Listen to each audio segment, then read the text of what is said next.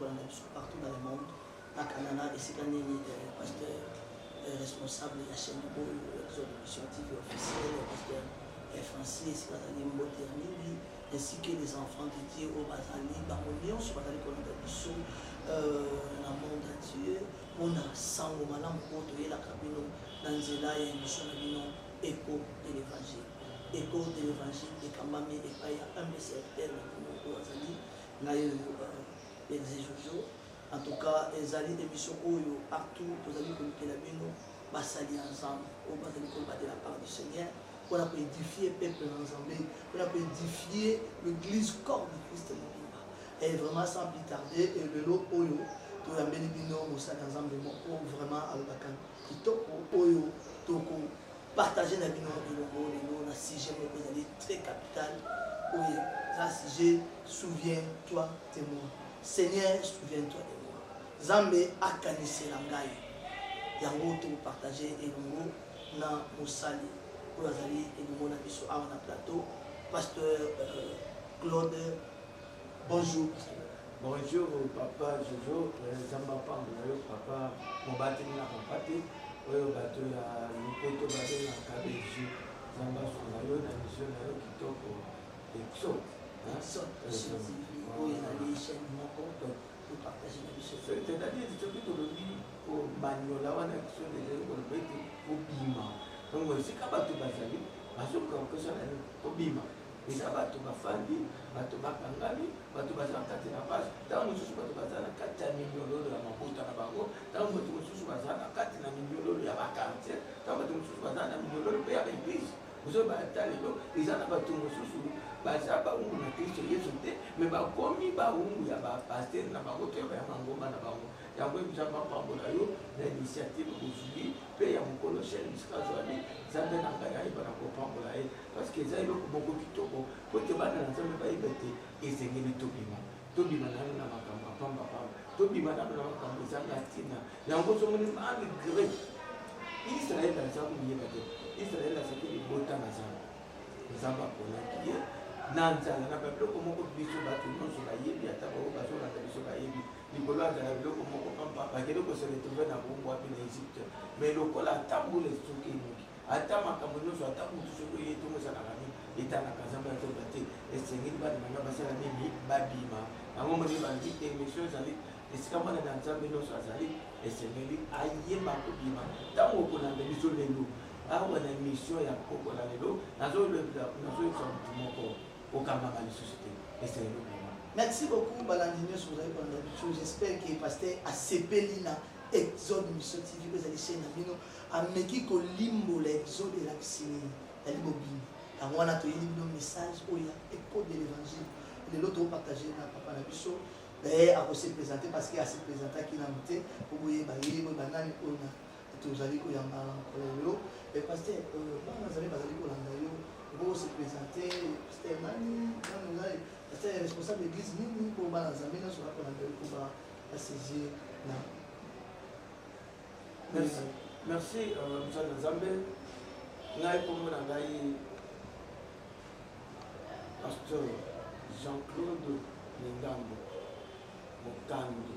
to Mobati na Bambati, na to et na Itonga Oyo, et bien na Kombo, Ngomba na Mabomba. Tona mambani na mnoka babaya na montagne de Pia. Watu ezaliwana tozaliwana kaka pona tena na kobondela. Tona nde Nzambe azosala bilembo pe bikamisi azobikisa bato. Na eloko moko te. Donc Nzambe wana azokanisa bato. Yango mpe tozaliwana pona tena na kosunga kosala oyo Nzambe apie biso. Biso tozalaka balikani. Mukolo mosala za likolo nda bengi biso wapi kotia biso kaka pona tena oyebaka kosalela ye. Donc nazali pasteur Jean-Claude Mingambo Kaliba. Donc nazwami église ezwami quartier Kinzazi 32-10 nde wapi esika wana soki oye ata na soki atokopesa numéro ya téléphone ke motu nyonso aza na problème. Donc émission oyo ata boyo bazali ata boyo baza na poto oza na problème biso toza na mpona ntina na kobondelaka oyo aza na problème oza na malade obengami oza na makambo ezosimba te obengami okangami na likambo moko boye oluki solution tikali kozwa te papa nazoloba na donc na émission nzambe apambola mosala na nzambe oyo asui bainitiative oyo donc ezali yo pasteur elingi koloba teke soki oza pasteur nde oza ya kokangama te tu as aussi un problème okozala berger okozala évangéliste okozala apôtre okozala évêque okozala nani to nani intercesseur te oza moyembi émission soki olandi yango oza na problème okobenga biso na numero tokopesa na suka okoluka ata soki obengi papa jojo donc papa akoyeba na kobenga biso okoya sur place pesa akoyeba na kopesa solution na problème. Merci beaucoup papa, nous allons continuer et tokota kati na loboko ya sujet na biso ya logo bi souviens-toi pourquoi monika katemo. Merci Moussa Nzambe pourquoi toluki kakatemo po ete bato ebele lelo baza déjà découragé bato ebele lelo balingi ata kosambela lisusu te bakanisi ke nzambe aza bosani bango mais nzambe abosanaka motu na ye te nzambe abosana keke elamu na ye te nakopesa exemple moke okotangela biso na mokanda zwa mokanda na Genèse chapitre 8 obandi na premier verset ezoloba ete nzambe akanisaka bato na ye papa kolemba te ata ndenge mpenza boye ezala bato nyonso oyo ntango mosusu opostolaki papa opostolaki obima depute esimbi te orekele te te kodécourage pete nzambe na lola azokanisa kaka na ndenge nazoloba boye kala te nzambe azokanisa eza na bato mosusu ntango mosusu obandi makambo église esimbi te omoni bato mosusu azwi na bachere ateki azwi na bakiti ateki ayebi nzambe aokanisaka te nzambe ayebi ngai te me naza koasure motu nyonso azolanda biso nzambe ayebi mpe nzambe azotiele akanisa nzambe azotiele motema yango nzambe pourkui tolobi nzambe akanisaka quand tozotala na mokanda na Genèse chapitre 8 premier verset nsima na mbula kobeta mbula enoki nzambe ayuti Noe bato batomboki basali oyo ezalaki mposa na nzambe te parce que nzambe azalaki na bosenga na yeba ya bato mais nsima bato kotomboka mbula ebeti mai etondi bato bakufi bandako etindi bilanga eza lisusu te ndeko nazwa biso oke bato esika bango bazalaki bamoni awa sikoyo isi mais na kati na bwato esika oyo bazalaki na bato na banyama oyo nzambe aponaki nalingi na biso motu moko balingi bato oyo nzambe alukaki te bazala na kati oyo aponaki ete bazala sofi moto azolanda biso azali yo moto ozolanda ngai parce que bato nyonso bazalaki mais pourquoi nzambe alukaki kaka donc échantillon moko po ete bato wana nde bayeba na koya kozala multiplier alors nsima ntango sikoyo bato wana baye après mbula konoka Bible ezoloba bon tokotanga na mokanda na Genèse chapitre 8 premier verset elobi boye Dieu se souvint de Noé, de tous les animaux et de tous les bétails qui étaient avec lui dans l'arche. Et Dieu fit passer un vent sur la terre et les eaux s'apaisèrent. Tulingi koloba nini? Awa sima ya mai kotonda. Nzambe afandi pandi eza na bato moko natiaki eza na kati ya masuwa. Ntango natiaki na kati ya masuwa wana mbula esi ebeti. Lokola mbula ebeti ekatani mai etondi na mokili esekeli masuwa esala nini etelema. Nzambe aye kokanisa. Ntango Nzambe aye kokanisa ezalaki kete potreke masuwa netikala libela na libela te. Ezalaki bato bakita balona basala makambo nyonso. Yango nalingi koyebisa motu moko soki ata problème yango ezali ndenge nini suka problème nyonso ezwaka solution. Yaya omoni bisika yo ofandi ezala na kati ya mboka ezala na Brazza ezala na Afrique mobimba ezala na Europe ezala na Asie ezala na Amérique yo moto ozolanda ngai na ntango oyo nazoloba na yo kozala découragé te ata mbula soko enoki suka mbula wana ekosala nini ekokatana ata butu eye suka tongo ekosala nini ekotana po ete nzambe alingi akanisa yo esika ozali wana nzambe azokanisa yo deja nzambe azokanisa yo komona pasi te nazoyebisa nzambe azokanisa yo ata opostulaki na ndenge na otaki koloba oesue te na mandezo oya meka lisusu nzambe ase kokanisa yo ata omoni te o moto tozalaki na ye abimi mandataire nini kodécourage te nzambe azokanisa yo ntango mosusu akobima mandataire mais nzambe akofungula oyo kozala mosusu eske oza na kondima te ata esika yo ozali olobi ete dempo na ye na poto napeti déjà 10 ans napeti déjà 15 ans napeti déjà 20 ans yaya oza mwana mwasi kokende kokota libala pambapamba te mpo oyeba na koluka mikanda nazoyebisa yoke nzambe azokanisa yo nzambe azokanisa yo lelo nazoyebisa yoke nzambe abandi kokanisa mpo na ntina na yo etango mosusu ntango yo olingi kokende kokota libala mpo ozwa mokanda po eza na bato mosusu azoloba mpo nazwa mokanda lokola kaza na poto nabota na ngai po soki naboti nayeba kozwa mokanda te nazoyebisa yo ndeko nzambe azokanisa yo tiyo ndenge ozolandaka na nzambe azokanisa yo kopesa nzoto na yo te mpona kozwa mikanda yaya nazoyebisa yo ata bamisalango ndenge ezosalema lelo na kati ya baguvernema bisika mosusu te mpo osala na kati na biro na ngai osala na kati ya kabine na ngai esengeli osala nini opesanga nzoto nazoyebisa kopesa nzoto te mpona biloko nyonso okobeba oyo kozala na kopola ata ye osika ozali tala ndenge yo mpo ozwaki mosala wana opesaki eloko nini mpo lelo oya kobebisa oyokende kokota na bamakambo mosusu oyo ezanga motu na makolo okota na bascience parce que eza na bato ebele lelo bazokota na bascience oyobe okomi wana bazotuma oza na logime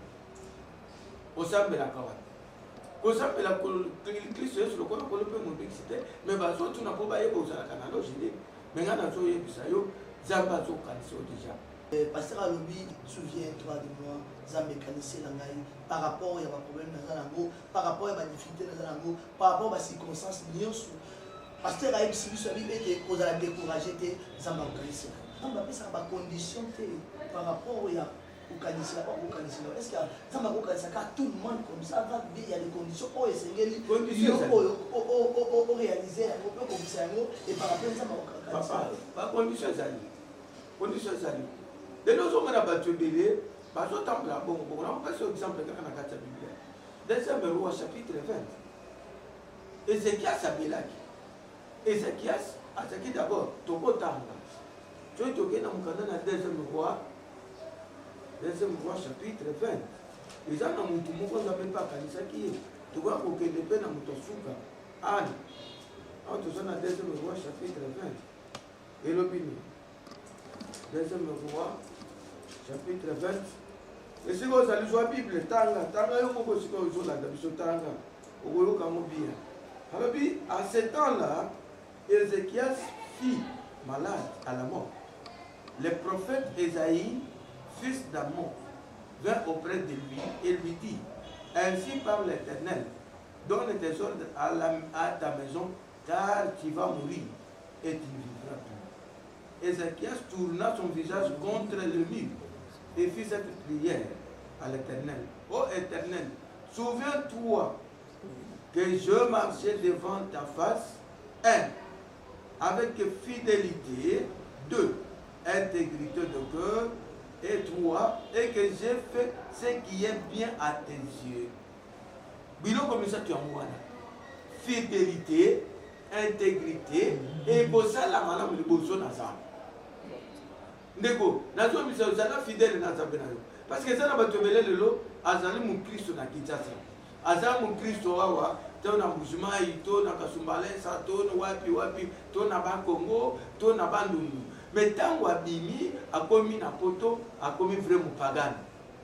Okomana okuna pasteur mususu akomo to bra biloko ya matoi, atie biloko ya matoi, atoboli sol. Donc aposoni ke zaba ko kanisa ye. Mais Ézéchias azaki d'abord fidèle na Nzambe,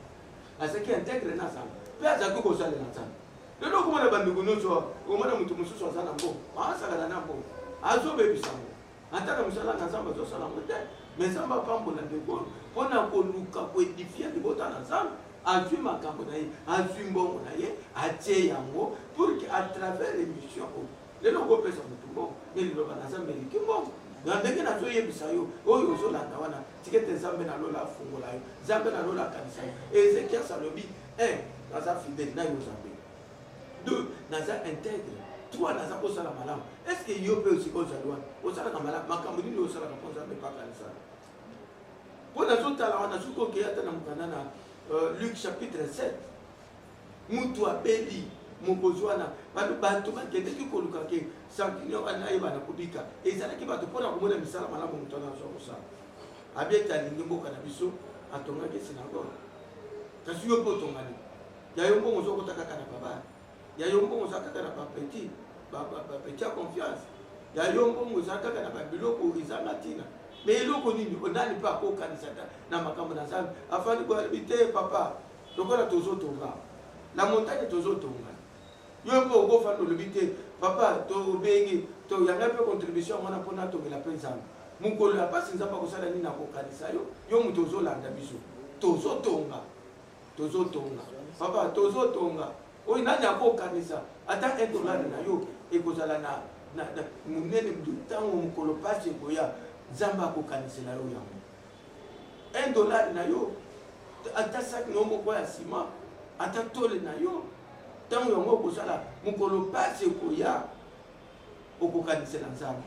olobete nzambe kanisa nazalaki mpe malamu bana bitike bazali bazomona pasi lelo bazwi bakufeli mibali bazali bato 3e âge bazali yo malamu nini osalaka nini otambola na batipa minene na bapina minene ozotala bamakambo ebele me makambo na nzambe kutu obetaka na okara etali yo te parce que bato nyonso ebele bazotala kaka bato nyonso baza kaka baaventurier te molingami nazoyebisa yo esika bafo bazali bavrai mpe bazali ntango yo mpo ozosala mosala na nzambe kitoko nzambe akokanisela yo eza te bato nyonso kaka baza bafo te yango moni nzambe aye kotelemisa biso mpona koyebisa yo te kobanga te kozala découragé te po ete nzambe akokanisela yo ata $1 na yo esaki na yo moko ya nsima ekosonga ekosala mpe bien ata tole na yo mpe ekosala mpe bien ata mpona bandeko bazosala lelo bazotambola kolukaluka basali na nzambe mpo ozwa liloba na nzambe wana soki otinda ata $1 na yo mpona transport na bango osali mabe te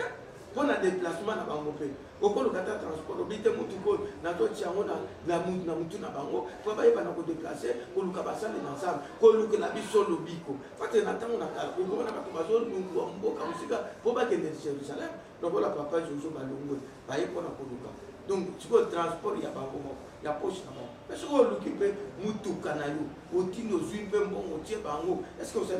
osali mabe te yo ozozela osala nini opesa ozwa luka mpe sikoyo meka mpe na tolo Ezekias asalaki malamu parce que soki otali nzambe moto akitaki te koya kosala nani masuwa apesaki ordre epai ya nani epai ya Noe nzambe akanisaki Noe parce que Noe atosaki mpe azalaki fidèle na nzambe azalaki intègre mpe asalaki bolamu nini asalaki atongaki masuwa yango monaki nzambe akanisaki ye mais esika yo mpe ozali nzambe akokanisa lo nani na mafinga na yo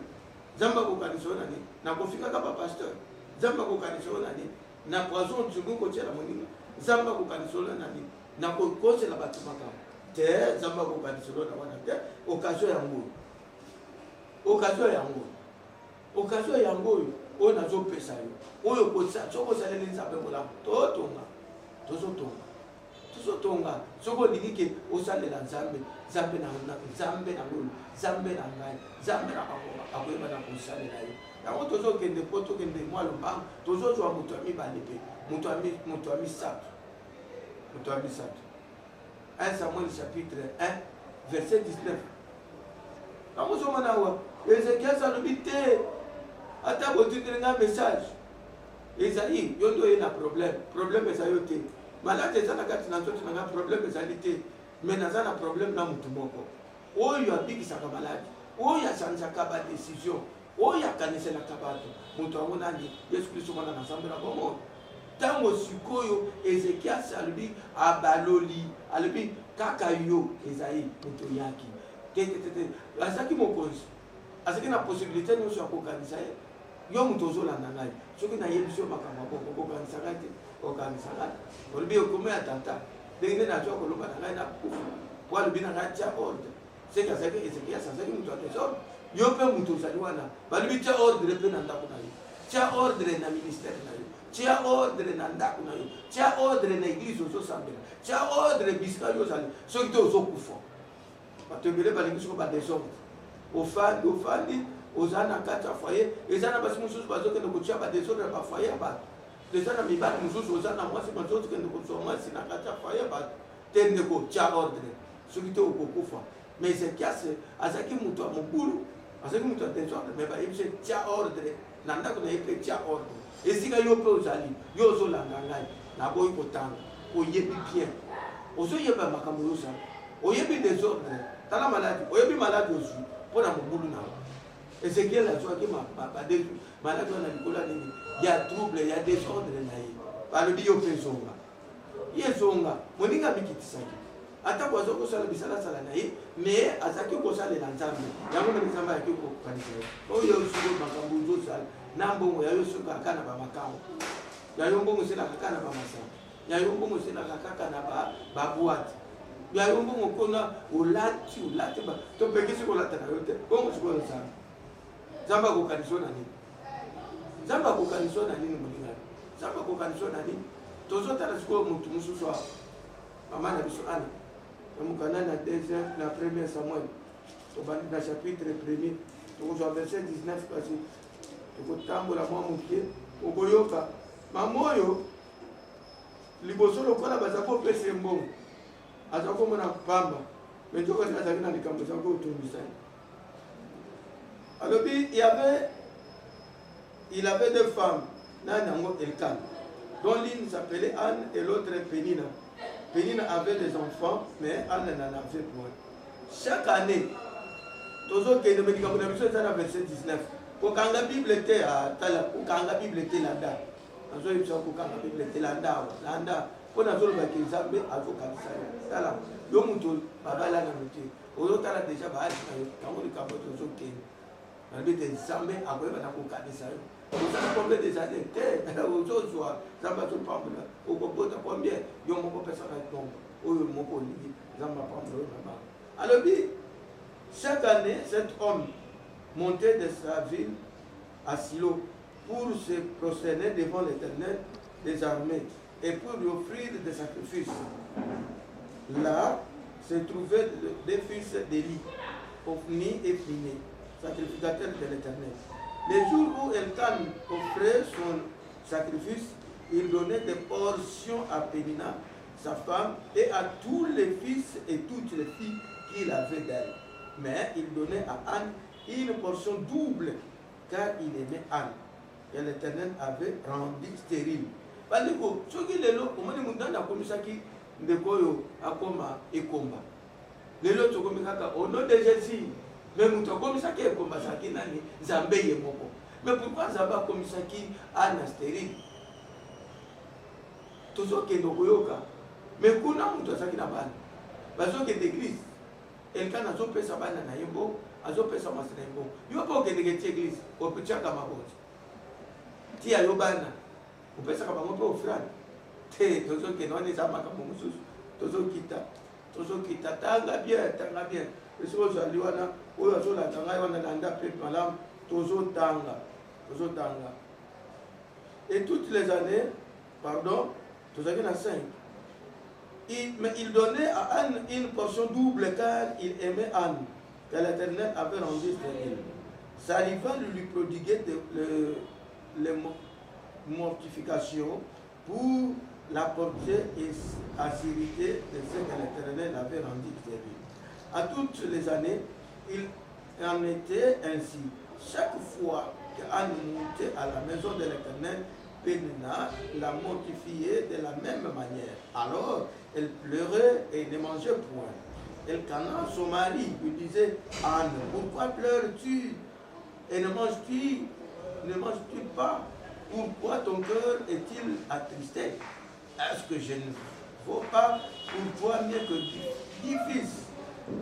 Anne se leva. Awande nalingaki na suka poto sauter tout le négocier de ça. Alobi, pour naïe, baza ko pese biloko. Mais pour ça ya Anne, loko na Anne paye. Nzamba kaniselaki na luté. Tala, ozomona ndeko zotondo wana. Ozana likambo zo tout ça. Nazolo bana mutimo kozolanda kawana.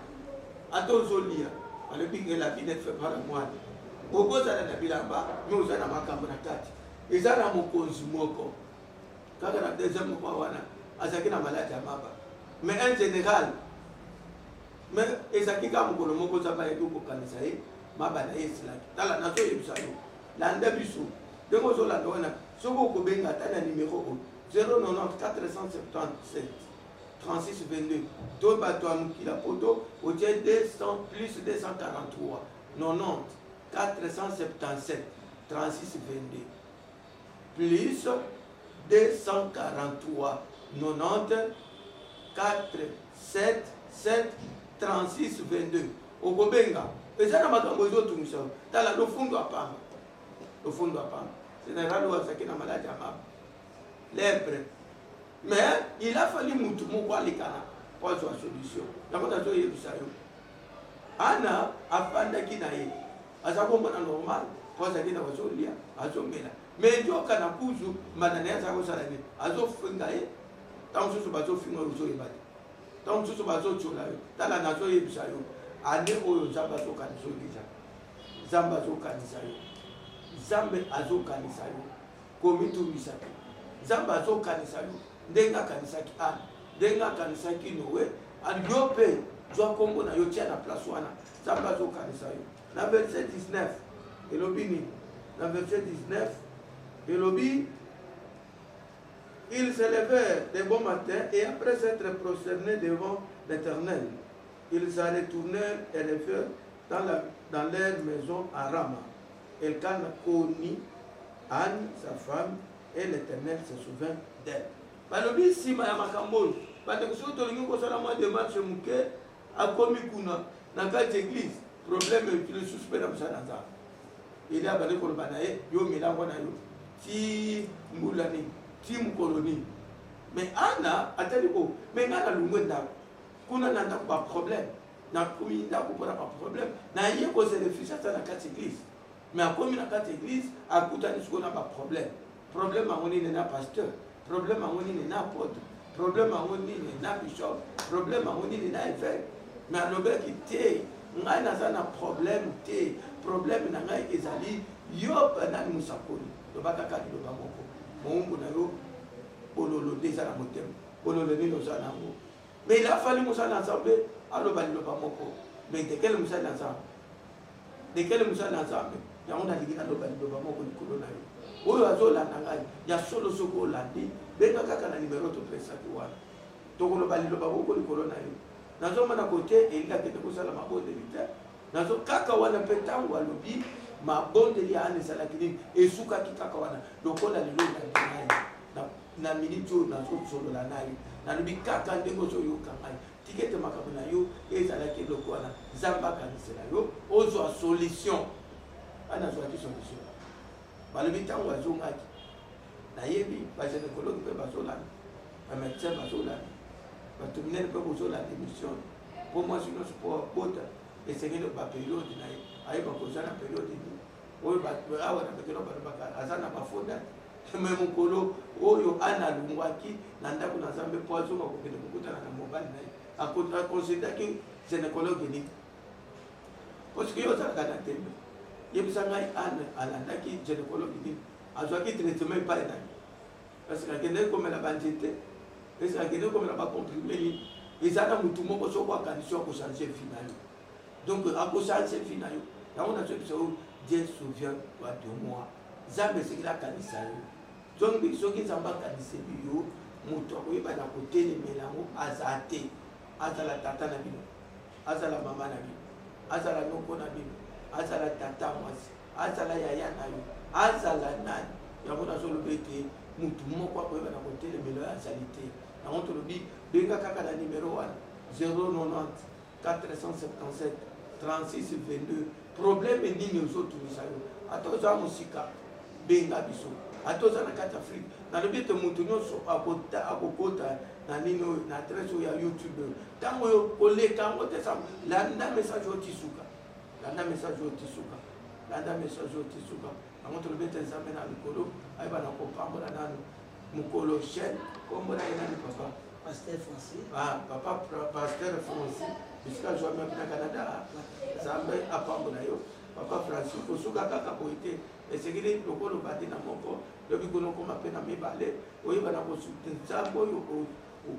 lingete misala na yekete liboso nzambe wana mpe ayeba na kosoutenir yo oyeba mpe kotala mpe baoyo mosusu okozala na bango nzambe mpe apambola papa na biso Jojo Gonda oyo ateka biso te ndenge nyonso tozalaka na ye mpona atekaka misala na nzambe yo mutu olandi biso nalobi boye nazongeli biso mpo oyo oyokaka bien te nalobi mpo oyo oyokaka bien te oyo wana maladi kolemba te nayebi so nzambe azokanisa sikoyo ata ozali kuna oza na sida ata corona kobanga te nzambe aobikisa yo nzambe nde aza na liloba na suku ozali awa oza chômeur otamboli sapatu esesali soki ndenge nini kolemba te oza licencié diplômé kobanga te ata otangi te ata ozangi mikanda nzambe azokanisa yo po te nzambe alongolaka bato na fu mpo akomisi bango bato na motuya donc yango baoyo bazala na Kinshasa mwa adresse na biso ezali tozali na Kinzazi numéro 32 bis soko yo wana oza mobimbo kokoma ekotuna pete soko okomi kaka na wezama te afo okoma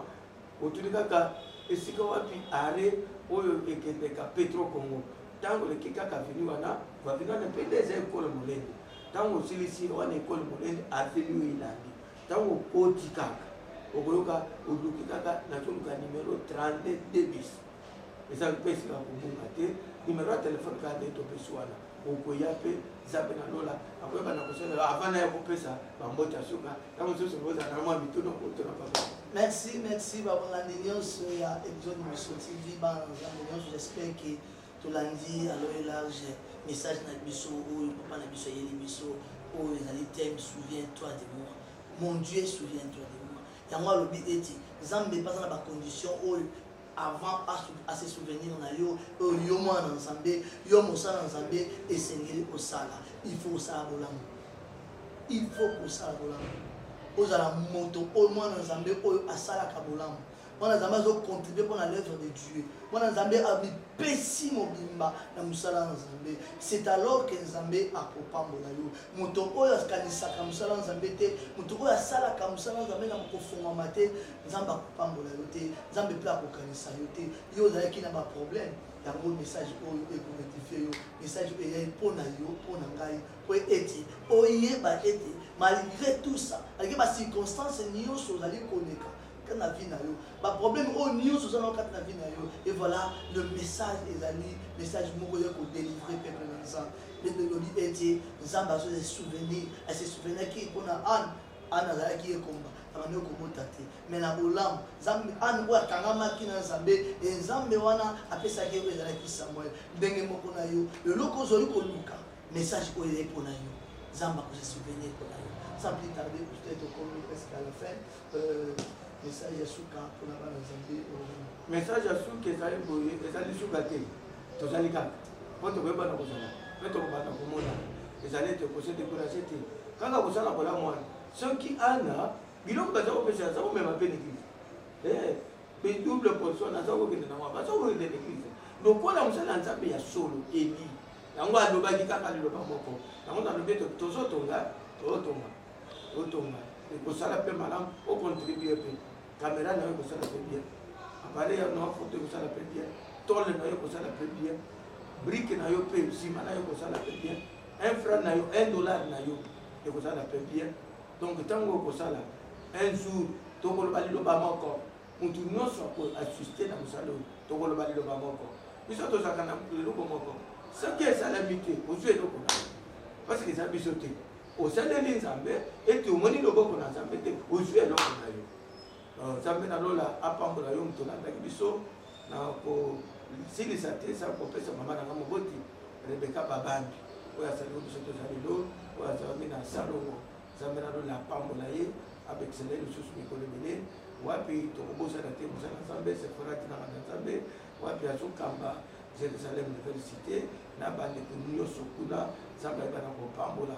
nabosani te bana na ngai nyonso awa na la montagne wapi tozokambama na balingami na ngai nyonso barafe bamama lete bamama nyonso oyo na bapapa tozala bango nzambe na ngai ayebana kobosana bango te parceke mwa ya kotanga bino nyonso ezali te parceke mosusu okotangi soki otangi te ekokoma libako mpona bango lisusu na kobosana te kopesa mbote na mopanzi na ngai mokwa na mikuwa na ngai ye nde nazobenga ye Giclo wana te aza motema ya papa Jean Claude donc osimbi papa Jean Claude na kobosana te na bana na nyonso nzambe na lola apambola bango apambola bino nyonso bato boyaki lelo koya po te toloba kouta epai na nzambe obosana te kopesa numero 090 477 36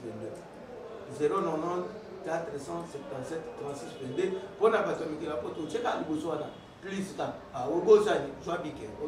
ozaki retard po zwa kaka bik plus 243 90 477 4 7 oyo ozali na motu kilo nalobi boye plus 2 4 3 9 0 4 7 7 3 6 2 2 plus 243 90 477 36 22 soko bengi wana kwa donc biso le capote au secrétaire particulier apote moko na toba solo. Merci beaucoup bana nzambe nyonso bolandi biso na sujet na biso oyo Dieu souviendra de moi avec le pasteur Claude oyo asili ko la bino aloyi large par rapport au message oyo vraiment essayer na biso bana nzambe to contribuer pour na musala nzambe to sala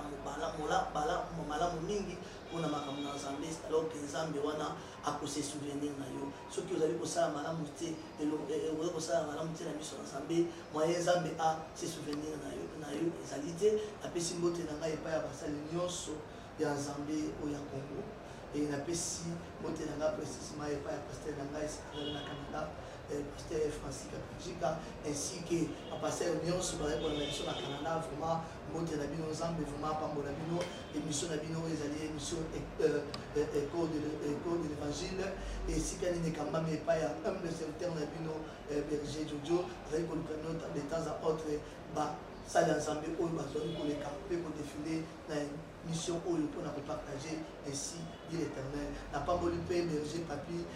oyo toza na ye elongo na caméra vraiment ye nde lelo asimbi caméra so moni na akobima kitoko boye parce que ye nde asimbi caméra vraiment nzambe apambola ye na pamboli berger odon esika azali nzambe apambola ye na pamboli bishop Kande na pamboli bandeko nyonso exode mission en tout cas nzambe apambola bino tokomi na suka à la prochaine ciao bye bye.